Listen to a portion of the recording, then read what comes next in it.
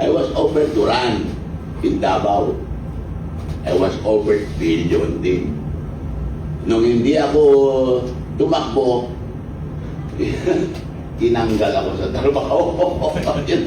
Don't know kung gaano kaswapang ng mga tao doon. Insatiable, walang kaano eh. Hindi na natuwa sa 1 million, hindi na natuwa sa 10 million, billions na. Oh, you know, I was offered also something like that to run in Davao. Di panahon na darating ako dyan. I was offered to run in Davao. I was offered billion din. Nung hindi ako tumakbo, tinanggal ako sa trabaho. Because I was offered to run. Hindi ko na lang sabihin. May panahon para I will go into the details of that offer. 1 billion. O, meron kayong aabangan sa susunod na kapihan.